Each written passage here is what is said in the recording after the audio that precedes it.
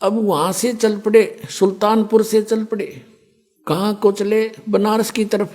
पहली उदासी उनकी यात्रा। उदासी माने, वैसे तो उदासी का अर्थ होता है कति उन्मुन होके, संसार से मन हटा के, उदास होके, और परमात्मा की खोज पृथ्वी पर करने के लिए चल पड़े, उसको उदासी कहते हैं। कहते प्रथम उदासी वाराणसी की थी।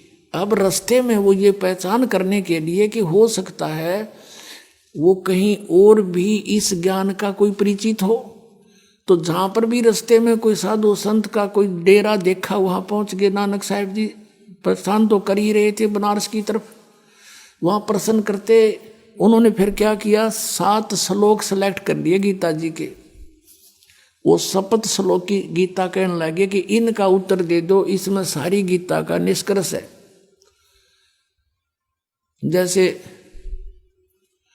ऊर्ध्व मूलम अधः शाखम, ये मूल परमात्मा कौन है। 18वें अध्याय के 62वें श्लोक में कहा कि उस परमेश्वर की शरण में जा, वो परमेश्वर कौन है। तत्वदर्शी संत की क्या पहचान होती है। इस तरह के उस परमात्मा ओम तत्सत का भेद बताओ। इस तरह के प्रश्न उन्होंने 7 श्लोक सिलेक्ट कर दिए गीता के। वो शपथ श्लोक की गीता कहने लगे कि इसमें सब निष्कर्ष आ जाता है गीता जी का। 18वें अध्याय के 66वें श्लोक में व्रज माने जाना होता है, तुम आना बताते हो।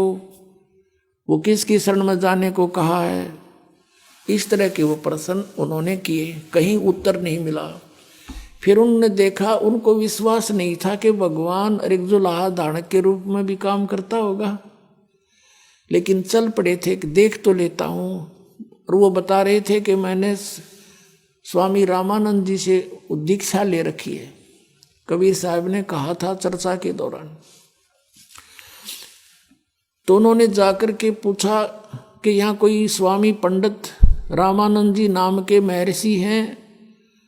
उनका बहुत बोलबाला था, 1400 ऋषि बना रखे थे, प्रचारक पूरी काशी बच्चा बच्चा उनको जानता था। सभी ने कहा कि वो ऐसे उस आश्रम में रहते हैं गंगा के किनारे। तो वहाँ पहुँच गए आदरणीय नानक साहब जी, और वहां जाकर के रामानंद जी से प्रश्न की कि स्वामी जी, मैं गीता जी के कुछ प्रश्न करना चाहता हूं। जब वो प्रश्न उन्होंने किए, अब रामानंद जी ने कहा कि देखो, ये प्रश्न मुझे पहले नहीं आते थे, अब मुझे इनका ज्ञान हो गया। कैसे हो गया कि मुझे परमात्मा मिले यहाँ आए हुए हैं वो भगवान, और उन्होंने मुझे कुछ ऐसे वचन में बांध दिया। वो कहते हैं मुझे गुरु, लेकिन है वो जगत गुरु। मैं उनको शिष्य कहूँ तो मुझे लज्जा आती है, लेकिन वो जगत गुरु हैं, परमेश्वर आए हुए हैं। उनका कबीर नाम है, और वो बता सकते हैं आपको सारा भेद। उत्तर तो मैं दे सकता हूँ, लेकिन मैं कंप्लीट नॉलेज नहीं रखता। उन्हीं का सुना हुआ मैं आपको बता सकता हूँ। आप उनसे पूछो तो और अच्छा रहे। अब नानक साहब जी की तो खुशी का ठिकाना नहीं रहा कि सचमुच इस ज्ञान के देने वाला यहाँ है। हाँ जी है, तो मुझे उनसे मिला दो। रामानंद जी ने एक सेवक भेज दिया कि जाओ परमात्मा के दर्शन करा दो। पंजाब से भक्त आए हैं, पंजाबी। अब कबीर साहब को तो अनजानी जान थे, बैठ गए खड्डी में। कान लग रही है, एक प्यारी आत्मा घायल हो चुकी है वो। अब वहां बैठे बैठे कपड़ा बुन रहे हैं,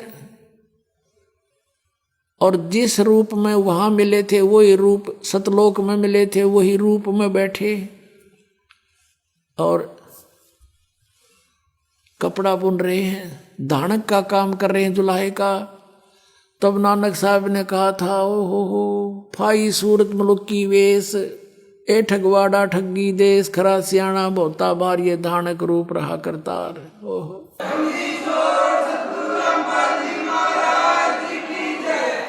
अब उनकी उस गुरु ग्रंथ साहिब के अंदर ये वाणी लिखी हुई है। आपको सुनाते हैं। श्री गुरु ग्रंथ साहिब के 24 नंबर पृष्ठ पर अंकित है और शब्द नंबर 29 है 29। एक सुआन दुई सुआनी नाल बल के भौकाई सदा बियाल कूड़ छुरा और मुठा मुर्दार धानक रूप रहा करतार। फिर क्या कहा है, मैं पत की पेंद न करनी की कार, ओ बिगड़ रूप रहा विकराल, तेरा एक नाम तारे संसार। तेरा एक नाम तारे संसार, मैं एहो आस एहो आधार, मुख निंदा आख्या दिन रात, और परघर जो ही नीच मनात, काम क्रोध तन वसे चंडाल, ये धानक रूप रहा करतार। फाई सूरत मुलुकी वेश, ए ठगवाड़ा ठगी देश, खरा सियाणा बहुता बार, ये धानक रूप रहा करतार।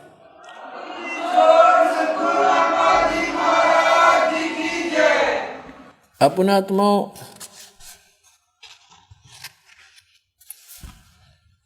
फिर 721 पृष्ठ पे लिखा है कि एक अर्ज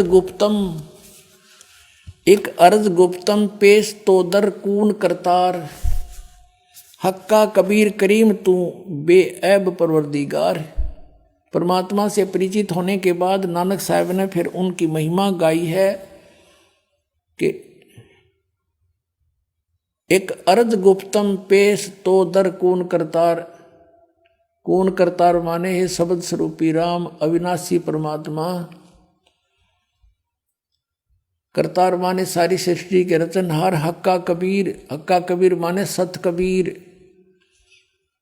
करीम तू करीम माने दयालु, और बेऐब परवरदिगार। ये पूरा बड़ा शब्द है, इसको आप पढ़ सकते हो और ये हमने आध्यात्मिक ज्ञान गंगा में भी लिखा हुआ है। अपने आत्मा गरीबदास साहिब जी ने कहा था, हम सुल्तानी नानक तारे दादू को उपदेश दिया, जात जुलाहा भेद न पाया, ये काशी माहे कबीर हुआ। झांकी वेख कबीर की नानक की तीवा, वह सिखों के गल पड़ी इब कौन छुटावे ता। अपने आत्माओं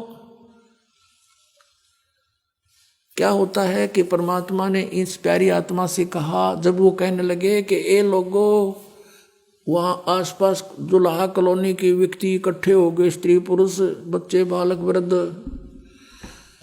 और नानक साहब कहने लगे ये भगवान बैठे, ए रब बैठा, ए सारी सृष्टि का रचनहार बैठा, देख लो ये भगवान है।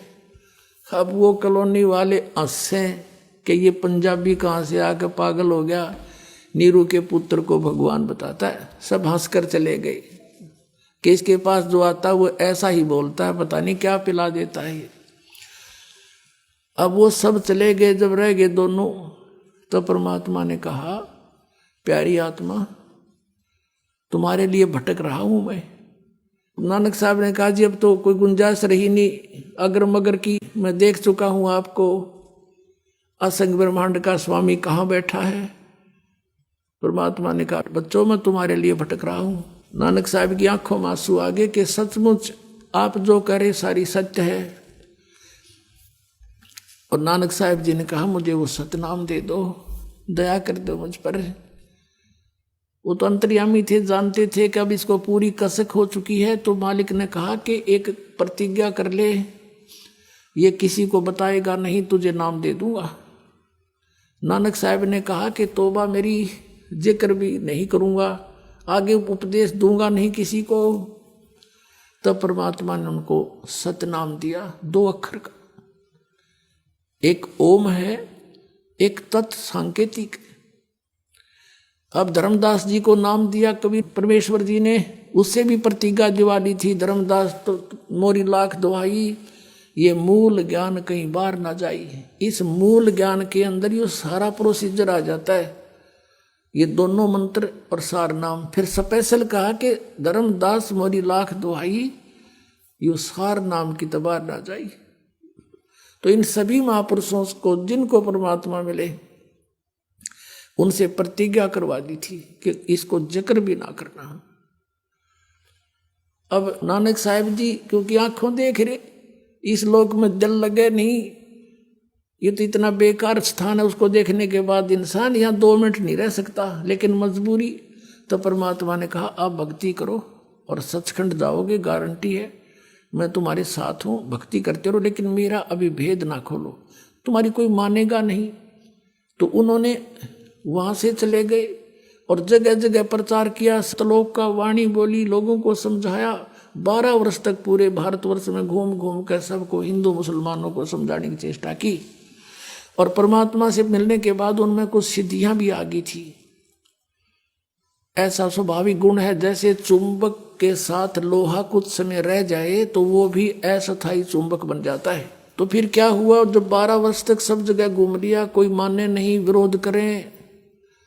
यहाँ तक लिखा है उनके इतिहास में, गुरु नानक देव जी की जीवनी में, कि उनके पूज्य पिताजी भी विरोधी हो गए थे उन पांडवों के कहने से कि आपका पुत्र ब्रह्मा विष्णु महेश को नासवान बताता है, ये के पैदा हो गया तेरे।